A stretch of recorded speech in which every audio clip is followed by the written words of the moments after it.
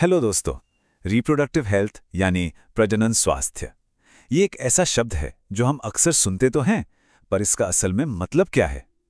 देखिए, ये सिर्फ किसी एक इंसान की सेहत की बात नहीं है। ये तो पूरे समाज और हमारे आने वाले कल से जुड़ा हुआ है। तो चलिए, आज इसी को परत दर परत समझते हैं। ठीक है, तो आज हम क्या क्या देखने वाले हैं? सबसे पहले हम रिप्रोडक्टिव हेल्थ की परिभाषा को समझेंगे। फिर हम दुनिया भर में बढ़ती आबादी की चुनौती पर बात करेंगे। उसके बाद हम जन्म नियंत्रण के अलग अलग तरीकों को देखेंगे।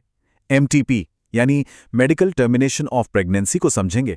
और आखिर में इससे जुड़े कुछ जोखमों और संक्रमणों पर भी एक नज़र डालेंगे। तो चलिए शुरू करते हैं सबसे बुनियादी सवाल से। प्रजनन स्वास्थ्य आखिर है क्या? और मैं बता दूं, ये सिर्फ बायोलॉजी तक सीमित नहीं है। इसका मतलब सिर्फ ये नहीं है कि हमारे रिप्रोडक्टिव ऑर्गन्स ठीक से काम कर रहे हैं, नहीं। इसका मतलब है एक पूरी तरह से स्वस्थ होना, फिजिकली, इमोशनली, बिहेवियरली और सोशली, इन सभी पहलुओं में। और देखिए, वर्ल्ड हेल्थ ऑर्गेनाइजेशन यानी WHO भी इसी बात पर जोर देता है। उनका कहना है कि रिप्रोडक्टिव हेल्थ का मतलब है टोटल वेलबींग। मतलब जितना जरूरी हमारा शारीरिक स्वास्थ्य है, उतना ही जरूरी हमारा इमोशनल और सोशल हेल्थ भी है। चलिए अब इस परिभाषा को एक व्यक्ति से हटाकर पूरे समाज के स्तर पर देखते हैं। और जब हम ऐसा करते हैं तो हमें एक बहुत बड़ी चुनौती नजर आती है, और वो है जनसंख्या की चुनौती। आइए इसके पैमाने को समझते हैं। पिछली सदी में दुनिया की आबादी में एक जबरदस्त उछाल आया। बेहतर हेल्थ केयर और लिविंग कंडीशंस की वजह से जनसंख्या बहुत तेजी से बढ़ी। और यही ट्रेंड हमें भारत में भी देखने को मिला। आज़ादी के समय जो आबादी करीब 3.5 करोड़ थी, वो बहुत तेजी से बढ़ी। और इस तेज ग्रोथ का सीधा असर हमारे बेसिक संसाधनों पर पड़ा। तो इस बड़ी चुनौती से निपटने के लिए भारत ने बहुत जल्दी कदम उठाए। आपको जानकर हैरानी होगी कि भारत दुनिया के उन पहले देशों में से था जिन्होंने 1951 में ही फैमिली प्लानिंग प्रोग्राम्स की शुरुआत कर दी थी। तो इस समस्या से निपटने के लिए बर्थ कंट्रोल के कई अलग अलग तरीके विकसित किए गए। आप इसे एक तरह का टूल बॉक्स समझ सकते हैं, जिसमें फैमिली प्लानिंग के लिए अलग अलग टूल्स मौजूद हैं। इन तरीकों को कई कैटेगरीज में बांटा गया है, जैसे कि नेचुरल तरीके, बैरियर मेथड्स, आईओडीज, गोलियां और भी बहुत कुछ। और हर कैटेगरी एक अलग प्रिंसिपल पर काम करती है। अब ये टेबल देखिए, इससे चीज़ें काफ़ी आसान हो जाती हैं। हर तरीके का काम करने का अपना एक अलग अंदाज है।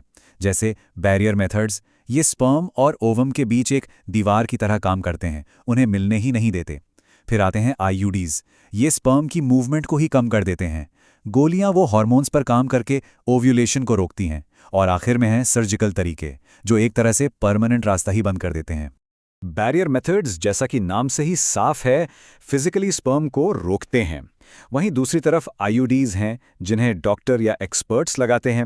ये भारत में प्रेगनेंसीज के बीच गैप रखने के लिए एक बहुत ही पॉपुलर और लॉन्ग टर्म ऑप्शन है। और भी तरीके हैं, जैसे कि ये इम्प्लांट्स, ये स्किन के नीचे लगाए जाते हैं और हार्मोन्स रिलीज करके लंबे समय तक असरदार रहते हैं। और इस फील्ड में इनोवेशन लगातार हो रहा है। इसका एक बेहतरीन उदाहरण है सहेली नाम की गोली। ये हफ्ते में सिर्फ एक बार ली जाती है, और इसे लखनऊ के CDRI के वैज्ञानिकों ने बनाया है। ये दिखाता है कि कैसे साइंस बर्थ कंट्रोल को और भी आसान और सुरक्षित बनाने में लगी है। अच्छा, अब बात करते हैं रिप्रोडक्टिव हेल्थ के एक और ज़रूरी लेकिन काफ़ी कॉम्प्लेक्स पहलू की, जिसे कहते हैं मेडिकल टर्मिनेशन ऑफ प्रेगनेंसी या MTP। तो ये MTP आखिर है क्या? देखिए, आसान शब्दों में कहें तो ये प्रेगनेंसी को उसकी पूरी अवधि से पहले जानबूझकर खत्म करने का मेडिकल प्रोसेस है। इसे इंड्यूस्ड अबॉर्शन भी कहा जाता है। आपको ये जानकर शायद हैरानी हो कि दुनिया भर में हर साल लगभग 45 से 50 मिलियन MTPs की जाती है। ये आंकड़ा बहुत बड़ा है, और इसीलिए इसकी लीगैलिटी को लेकर कई देशों में इमोशनल, एथिकल और सोशल लेवल पर बहुत बहस होती है। भारत में सरकार ने 1971 में MTP को कानूनी मान्यता दी थी, लेकिन कुछ सख्त शर्तों के साथ। ऐसा इसलिए किया गया ताकि ये एक सुरक्षित विकल्प तो बने, लेकिन इसका गलत इस्तेमाल ना हो, खासकर अवैध कन्या भ्रूण हत्या के लिए। कानून में साफ तौर पर बताया गया है कि किन कंडीशंस में मेडिकल सुपरविजन के तहत प्रेगनेंसी को टर्मिनेट करने की इजाज़त है। और अब आखिरी में बात करते हैं रिप्रोडक्टिव हेल्थ के एक और बहुत ज़रूरी हिस्से की, इन्फेक्शंस को समझना और उनसे बचना। ये वो इन्फेक्शंस हैं जो सेक्सुअल कांटेक्ट के जरिए फैलते हैं। इन्हें एसटीआईज या एसटीडीज भी कहते हैं और इनसे बचने का सबसे पहला और सबसे जरूरी कदम है सही जानकारी और जागरूकता। इस लिस्ट में कई तरह के इन्फेक्शंस आते हैं। इनमें से कुछ जैसे कि हेपेटाइटिस बी और एचआईवी सिर्फ सेक्सुअल कांटेक्ट से ही नहीं बल्कि इन्फेक्टेड सुई या सर्जिकल इंस्ट्रूमेंट शेयर करने से भी फैल सकते हैं। तो इसका मतलब क्या हुआ? इसका मतलब ये है कि सही एजुकेशन, सेफ प्रैक्टिसेस और थोड़ी सी सावधानी रखकर एक स्वस्थ रिप्रोडक्टिव लाइफ जीना बिल्कुल संभव है।